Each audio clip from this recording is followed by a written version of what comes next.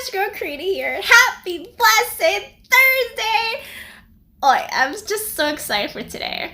Today's such an awesome day. I know it's just the third day of September, but I am just excited for this young adult social distancing meeting later tonight. So I'm just really stoked to see everybody there and to see people. I know it's supposed to be social distancing, but we gotta prove it. We gotta be we have to be just grateful and grateful to Christ that at least we have this opportunity to still meet with people in person. As long as it's in person, that makes me so much happier because there's nothing better than cherishing moments in person with laughter and endless conversations, catching up. So this time I'm just really happy and really excited. So that's why I'm just all bubbly and more bubblier than usual, because it's just naturally who I am. But when I'm excited to see people, it's just a whole nother level. So that's just me. But anywho, thank you again for tuning into my YouTube channel. It greatly means so much to me. And for those that are not subscribed, please do so, which is right here. And please ring the notification bell so you get notified for any new videos coming up. And I always like to upload at least more than one video a week on top of my music videos. So at least whenever I learn something and whenever I come across anything in my life, I really want to share with you guys. I want to be able to keep the vibes of Christ going, keep that true warrior of that inspiration going, and to not allow that fire of illumination to not get extinguished by the enemy constantly always attacking me whenever he can try. So the more he attacks, the more I'm just nope. The more I'm going to try, the more I'm going to keep on trying, and you're not going to get to me because I got my most devout... And this one now when you're so excited. The most divine weapon of all, which is the Blessed Mary, Jesus Christ, and God our Father. So with that in mind, please do stay strong in your prayers, especially, and my prayers will continue to go out to you and your family during this time. And so God will always be with you in your heart, to not become lukewarm and to not become discouraged whenever you go through any trials and tribulations and any times of doubt, because I know for a fact doubt is the number one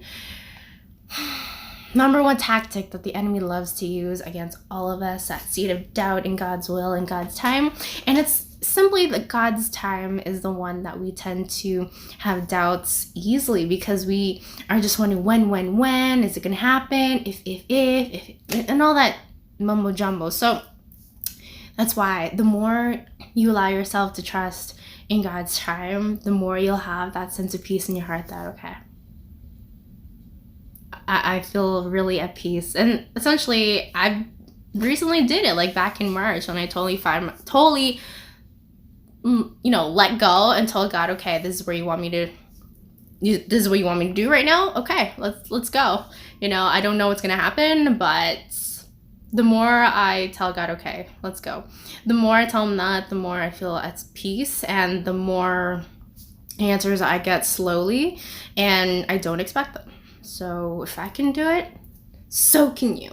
So with that said, and as I always love to say before all my videos, let's get started. I want to talk to you guys about the weapon of Eucharistic adoration and fasting. Yep, I love that so much because, an application to my own life, I always like to make it a goal, not a goal, but I always like to have that discipleship to always go to St. Michael's Cathedral every Friday, spend quiet time in front of the Blessed Sacrament an hour before Mass, and it's so peaceful like that. At least it's having that one-on-one talk with Jesus Christ and God and our Blessed Mother Mary in that utter sheer silence, and it's such a great refuge against the enemy and his attacks. The enemy hates that. Prayer before the Blessed Sacrament is one thing that the enemy hates, and his demons, his minions, they all hate it, because it's just the more you seek more of Christ's presence, the more you seek of more God's presence, and the more you seek of our Blessed Mother Mary, especially of her presence, it's ba-ching to like the enemy's face, and that makes him furious. That makes him like, why? This is horrid. So that's what I'm saying. So really make a conscious effort to go to church an hour before Mass.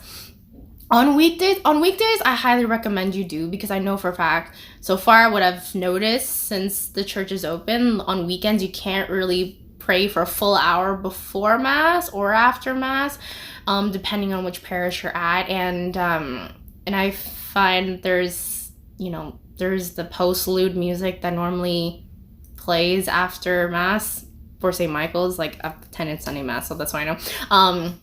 And so it's a little bit trickier in terms of like praying in silence. So I highly recommend on weekdays, like make it a big effort. Make a big effort. Like I can only say this through my mouth, but I won't expect. But I highly recommend you do. Highly, highly, because it's needed. It's very needed. The more you allow yourself to spend quiet, sheer silence with Christ and God and our Blessed Mother Mary, the more strength you will have against the enemy when you get your spiritual battles here and there, and whenever the enemy like pokes around you. It's so true. Like I feel so more at peace whenever I come across any spiritual attacks here and there, because I know for a fact that I've been rooting myself in Christ more and more, and so should you, So if you know your parish has like an evening Mass on like a Wednesday night or whatnot, or 5:30 at St. Michael's, like just go. Or if you can go before work or something in the morning, go. Because really the more time you spend with Christ, the more weaponry you will have against the enemy. Even more. So that's very important that we allow ourselves to do. And, even St. John Bosco, quoting from him, he said 2 things the devil is deathly afraid. 1, fervent communion, and 2, frequent visits to the Blessed Sacrament. 2 things. And the devil hates that. So if St. John Bosco can say that, it's true. He's a saint, okay? So really, fervent and frequent communion, and 2, frequent visits to the Blessed Sacrament. So basically the opposite of that, if you have less frequent communion of Jesus Christ, you will literally have not so much power against the enemy whenever he attacks you. And same thing, if you don't visit Jesus Christ, the Blessed Sacrament, a lot of times, then your weaknesses and your sense of doubts and your sense of discouragement will really overcome you more and faster, right? So always remember those 2 things. So with that in mind, in correlation to fasting, like it needs to go with prayer. Fasting and prayer go hand in hand very well. And they have to. Like the power of prayers is increased even more when you fast. I'm not saying starve yourself, okay? Don't starve yourself. Don't become hangry, okay? Like hungry plus angry. No, that's not how it works. When you're fasting for Christ, you're fasting for our Blessed Mary, you're fasting for God, and you're doing it with prayer. Like Jesus Christ did it for 40 days. Like the fact that Jesus Christ did it for 40 days and 40 nights in the desert, when he got tempted, he was more bold and confident and telling the enemy off like drop. Even more so, because when he got tempted by the devil himself, no man should live on bread alone. Done. That's the first one. And then second of all is like testing God, basically. Like throw yourself down from the cliff, for God will send his angels to save you. It's like having that sense of doubt in God, right, too. And then 3, definitely bowing down to him, and the devil will give him all of this world. It's like, no, only God, and he's the only one. So poof, get out of my face.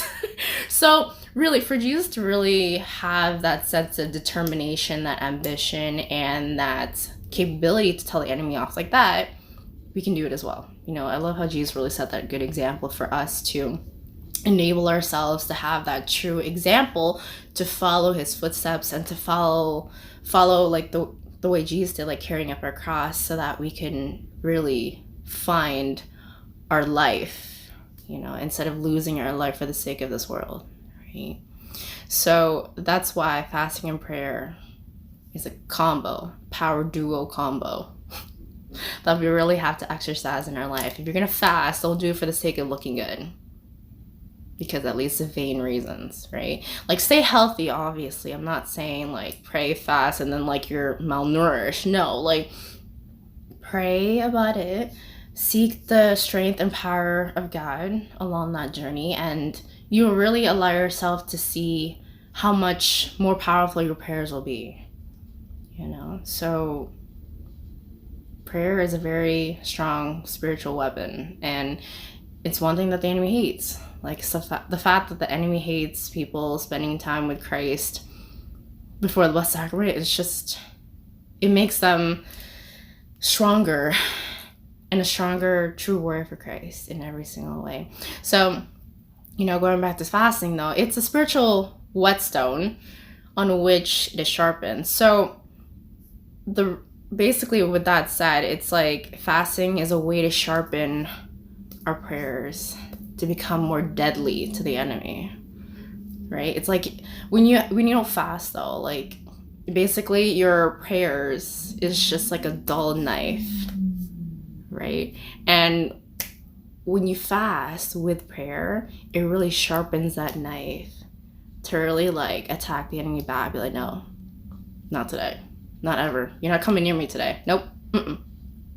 Nice try. Maybe next time. So it's very important that we take that into heart, and for us to be prudent and to persevere through that journey. And yes, it's not going to be easy, because during those times of fasting, you will be tempted to binge, eat more, binge on other things, maybe alcoholism, materialism. Because like when you think of fasting though, the first thing we think about is like eating, at least for me, because I love food. Okay, I love food, but gotta be prudent, gotta know your limits, okay? And we tend to just forget about, when it comes to fasting, it correlates to shopping, it correlates to on top of food, like, spending too much of something and less time with Christ, so maybe like too much Netflix and less of Christ time, or reading on other things that has nothing to do with Christ, and then not really reading a lot about Christ. So it really ties into that a lot. So really think about it when you live your day-to-day life, and allow yourself to really be prudent enough to know your limits, and to fast with Christ, and to fast for Christ, and to fast for the sake of your own soul, the salvation of your soul. And it's very important that we take that into consideration. So when it comes to fasting, like when it's exercised regularly too, it strengthens that weapon, as I said earlier. Like, it just drives the enemy away. It just tells the enemy away, like, get out, because I got Jesus in my heart. So no matter how many times you try to like tempt me or try to seduce me into falling into sin, not today, buddy. You already messed up with God, so don't try to mess me up. Really, as I was saying, like, the fact that it's the true fact, actually, that the enemy will not sleep makes it even more of an effort for us to not sleep in our own prayers, and to not sleep when it comes to deeply rooting ourselves in Christ even more. And I know it's tough because of the secular world that always loves to distract us with here and there, and the demands that just really distract us and make us like feel off center at times, make us feel exhausted. But again, always remember that that's the enemy's way of distracting us to really focusing on what's important, right? So don't allow yourself to be very distracted in this world. Always try to put Christ first in every single aspect they can. If you're going to hang out with friends and family, put God first. Be accountable to those around you. Like when you see a brother and sister like falling astray or forgetting about going to church, really remind them with the love of God, that church first, buddy. church first. You know, go to church first and then have your awesome sauce, like, family gathering after that. Like, coming from my own experience, like, whenever I have, like, friends time, I make a conscious effort to encourage my friends to come to church with me first for the 5:30 mass, and also coming early, so we tend to arrive there around 4:30, so at least you have a full hour to spend time with Christ, and then have mass at 5:30, and then after then we go out to dinner. I mean, it's a perfect timing anyway, but still, you know, if it's a 7 o'clock mass, still, you know, always allow yourself to fast before mass. You know, don't, I was told this, you know, to always fast before mass, and I learned this from one of the priests in one of the parishes I'm at, and yeah, and it was just a game changer. Like, I know it kind of hurts because you're just like, I'm hungry though. Like, if you're not, like, definitely for sure, if you plan on going to church, always fast before mass, an hour before. So at least hydrate. It's very important to hydrate at least. So at least your stomach's not completely making noise, like growling during mass. People are like, what's that noise? Right? So just hydrate. It's fine. But don't, like, eat a big heavy meal before mass. You know, I really want to share that to you guys because it's one thing that, you know, we all tend to forget. So I highly want to put out there, fast before mass, an hour before mass, and, you know, make an effort to invite your friends to go to church with you. And then after that, then you can spend quality time together, like over dinner and whatnot. So try, you know, like, striving to be closer to Christ is trying. You know, striving to be like Christ and you're not trying, that's not doing anything. That's just making you just be in one level and you're not going anywhere. So you need to try. God knows you can do it. He loves us very much. He knows we can do it. He permits trials and tribulations to arise in our life because he knows we can handle it, and he knows that we will be victorious coming out of it. So always try, and God will equip you as you go. Like, I have so many stories to back that up in my own personal life, but I don't want to hold you guys any longer because I'm trying to be prudent in terms of your time spending here with me. But it's very true. Going back to what I was saying, it's very true. Like, the more you try for Christ, the more God will equip you, and the more Christ will equip you. Especially journeying with our Blessed Mother Mary. You know, she's such a wonderful mother. She's always there. She's always there, willing to hear us out, willing to hear our events out, and willing to always be there. No hesitation. And she is the mother and the queen of Jesus Christ. And so it's just, what's there to not go to her? Like, literally, like, she has been there for me ever since, like, I started to have a special devotion to her. So, and she's allowed me to really have this sense of peace going forward in my own journey, that, like, even I don't even know what's going to happen next. And even I am not certain what's going to happen next. You know, but the fact that I feel this sense of peace going forward with that journey of unknowing, and that cloud of unknowing makes us feel so at rest. Because, you know, St. Augustine said in himself, like, I'm going to paraphrase it, but something along the lines of, we won't be at rest until we rest in Christ. So, yeah. I just want to close off that you have the power within you. You do. And whenever you feel the sense of doubt and discouragement, know right away that's the enemy trying to make you quit. And when you feel those battles, for sure, the enemy knows you're doing something right, and he's trying to make you stop. So let that be a reminder for you to know that you're on the right path, and you're on the right path closer to Christ. Yeah, let it be a good reminder, not as a reminder of how your past was, but rather in that potential you're growing to be. Right? So, there you have it. I pray that you be well and your family will be well.